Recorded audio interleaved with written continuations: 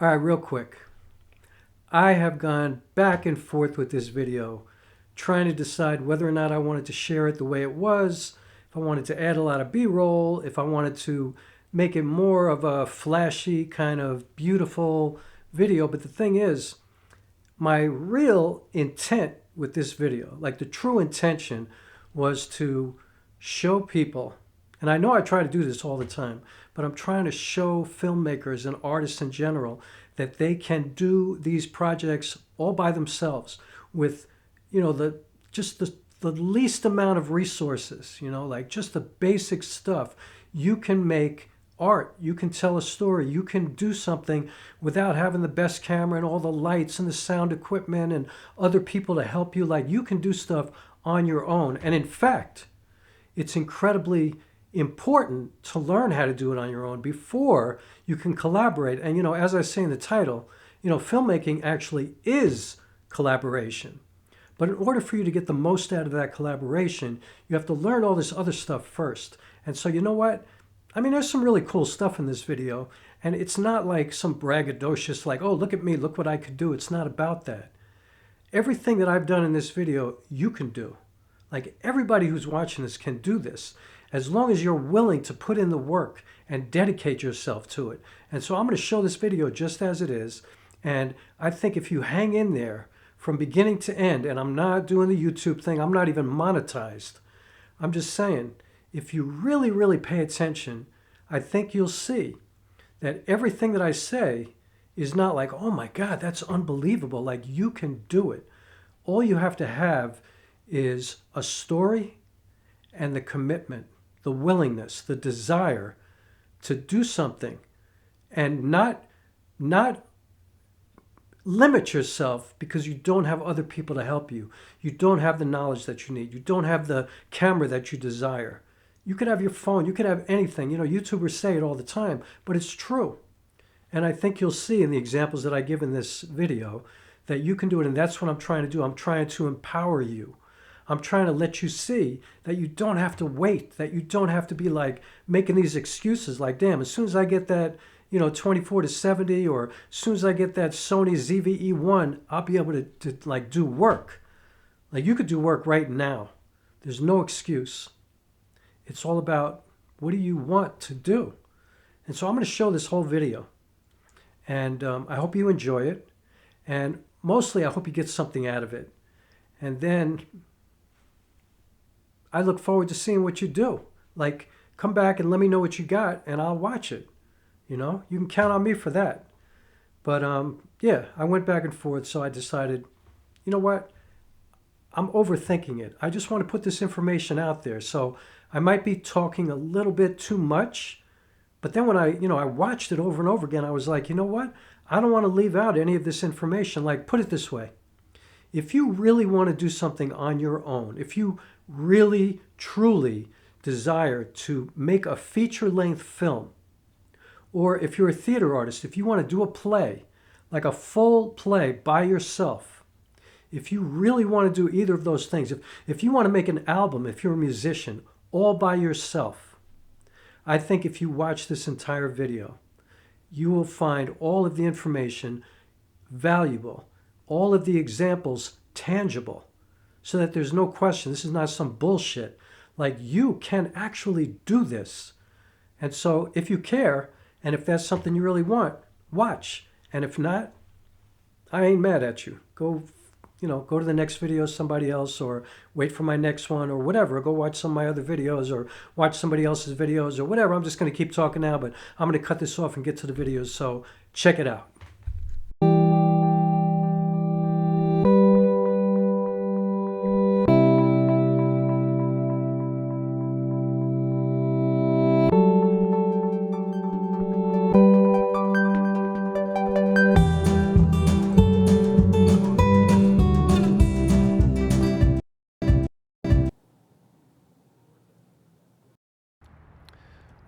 First of all, Matti Haapoja is probably my favorite YouTuber, or one of the top 2 or 3 or whatever.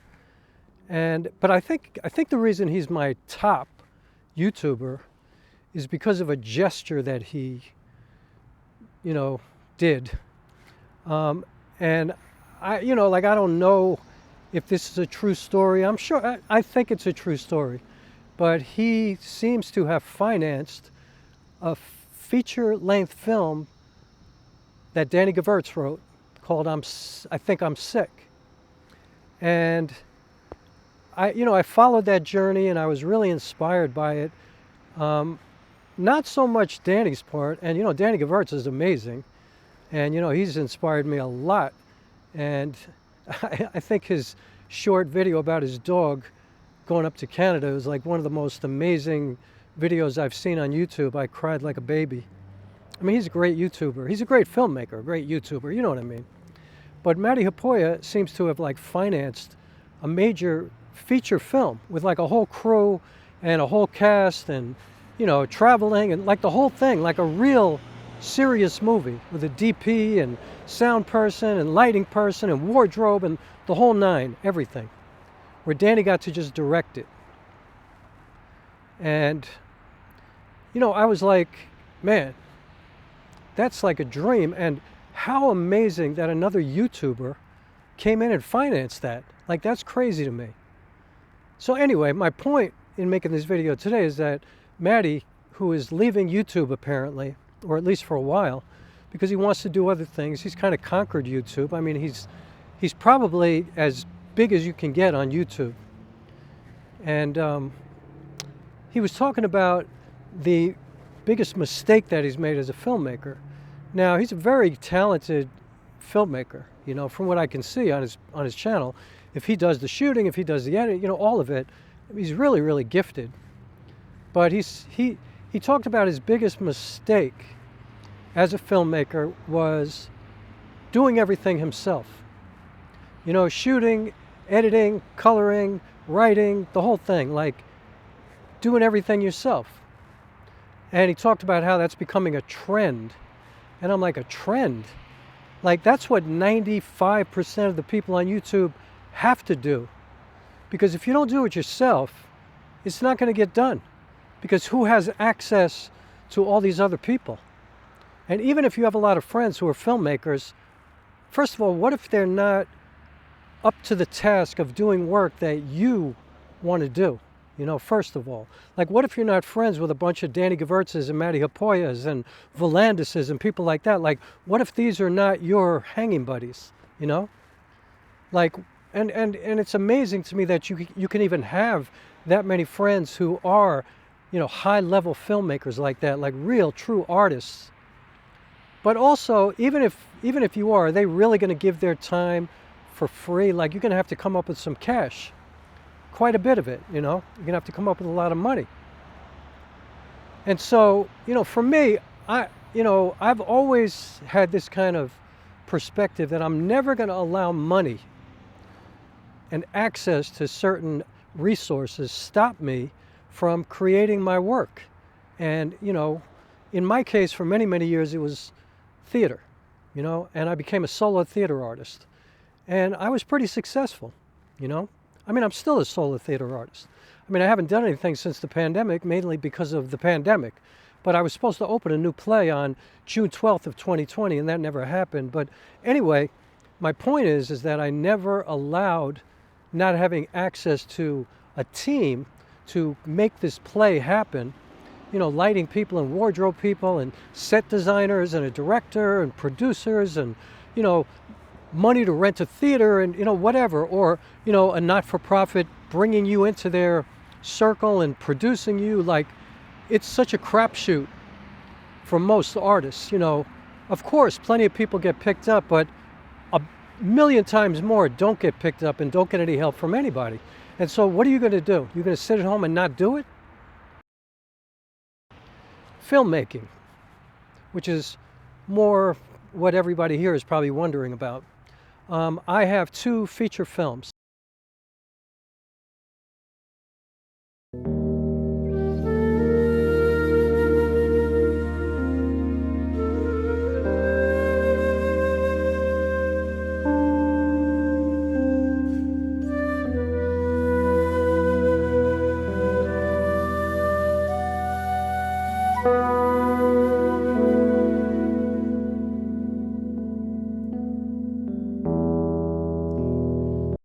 And I also have a miniseries that I adapted from a theater piece.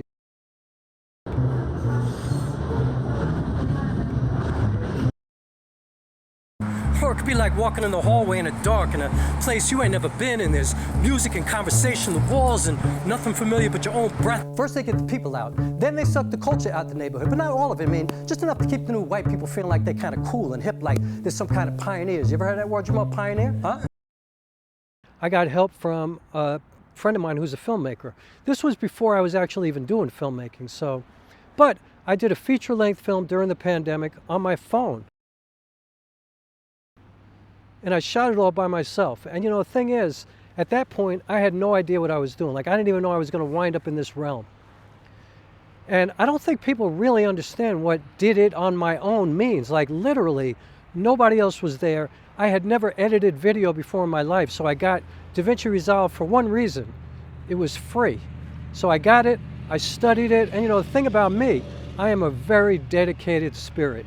Like, when I commit to something, when I say I'm going to do it, I do it. And so I learned DaVinci Resolve. I studied, you know, filmmaking. And I knew that I had a phone that had a lot of, you know, settings that were on a professional camera, like, you know, ISO settings I could control. I can control my, everything but my aperture, basically. You know, my white balance I could control. I was manually focusing. I had an LG V40. And I could also shoot 24 frames per second and set my shutter speed to 1/50, so I was shooting exactly what we want to shoot as filmmakers. And so I studied and I learned, and I busted my ass until I felt confident, and then I just went out and I shot all over New York City. And I was lucky because it was a pandemic, so very few people were out, but it was still very challenging. And the movie is 2 hours and 7 minutes long, but I did it on my own, you know, and so I got used to working on my own like that, like all by myself. And, you know, I think that's a good thing, personally. So it became an award-winning film. It's called The Center of Distance. You can see it. It's in some streaming places. It's also here at YouTube. Don't tell anybody, but you could see it here for free if you want, if you don't want to pay at a streaming service or Vimeo on demand. And if you don't want to give me $3.99 or whatever it is, that's fine. I put it up on YouTube because I wanted a lot of people to see it. And a lot of people have seen it. And if you go and check out the comments, and if you watch it, I think you'll like it, you know, and I'm very, very proud of it. But after I finished, you know, I was like, I had bought myself a real camera. I bought a Sony a6400. And I started to really learn how to use a proper camera. And then I decided, you know what, I'm going to do a full-length feature on my camera now. You know, and also I bought some, although I did buy some lights for the smartphone film. You know, I bought a little pixel RGB light size of a credit card. I got a stick light, you know, a wand light. I was using the Purple Panda lavalier, which I'm using now. I actually recorded audio into an LG V30 phone, no, an LG V20, because it records 24-bit 96 kilohertz audio. So it was pro audio, and the audio sounded amazing.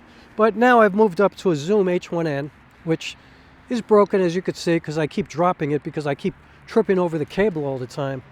And yeah, I want to get a wireless setup, but I'm going to get it very soon.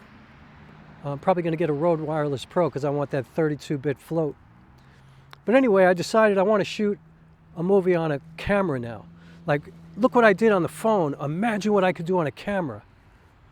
And so I researched all these cameras, and that brings me to like the second half of this video, which I'll just kind of sprinkle in. I'm not going to make it 2 parts, so this will be the longest video in the history of YouTube. But after a lot of research, and after, you know, really learning how I shoot and knowing what I need personally as a filmmaker, and by the way, I'll get back to Matti Haapoja soon.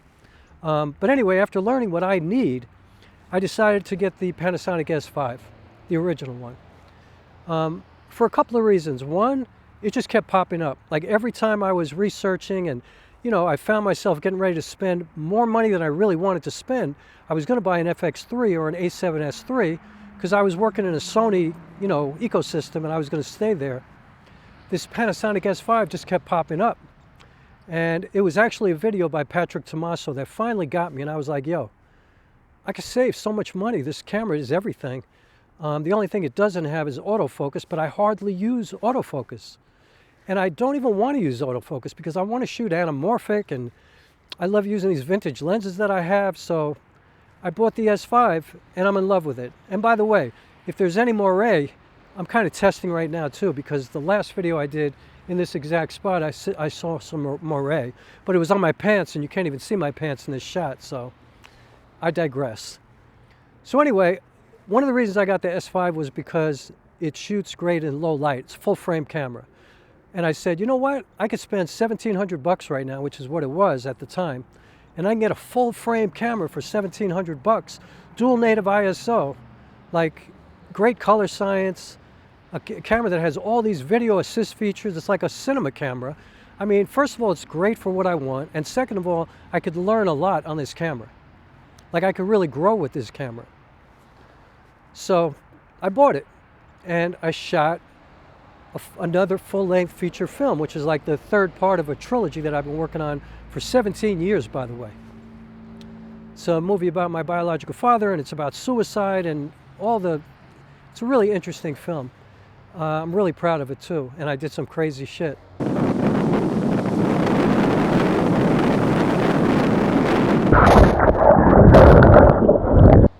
But while I was working on it, again, I did it all by myself. I had nobody helping me. Nobody was ever there for any shot that I shot for this film.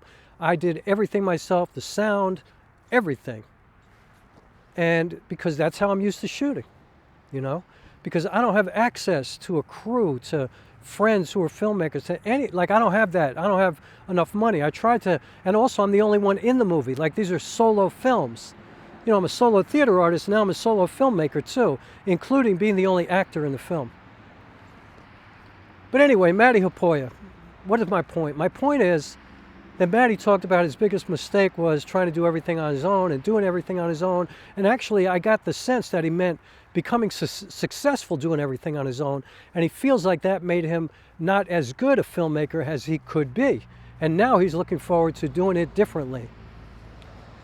And you know, when I was watching Danny Gevirtz's series of you know, the process of making his film, I found myself really envying him and really having so much respect from Matty for doing this for somebody. Like, I don't even care if they're best friends. I don't know what their relationship is. I don't know anything about them. I don't know either of them. I don't know anything. But just the gesture of supporting a full-length feature film on an independent level. Now, independent level. You know, I'm spending literally like, you know, a couple of $100s to make my film, plus this camera cost me $1,700, you know. But I'm buying ND filters for like $40, $50. I'm buying $50, you know, what do you call it? You know, all kinds of gear, my tripods, my gimbal, stuff like that. Like, I'm not spending a lot of money. Evidently, because they've said this a few times, so I feel comfortable saying this, Matty put up $300,000 for Danny Gevirtz's film. Now, I know that's an indie budget, and I know sometimes people go, oh, we only had $1.5 million and we somehow pulled it off. I'm like, yo, I spent $282 on my first movie. But anyway, you know, for what Danny had, I could see that that was no money, because when you add it up, when you have a colorist alone, an editor, a sound person, a director, DP, you know, like when you have everything, actors, insurance, you know, locations, like all the stuff, the camera, all the rental gear that you're going to use, a lighting person, you know, clothing, you know, like wardrobe. I mean, it costs a lot of money. It costs a lot of money. But what I really envied was not the money, but it was the process. I was like, damn, it just looks like so much fun. You know, filmmaking to me is solving problems, right? That's what it is for me as a solo shooter too. Like, I'm always trying to solve problems. How do I make this look like there are 3 cameras? Because that's what I'm always trying to do in my filmmaking.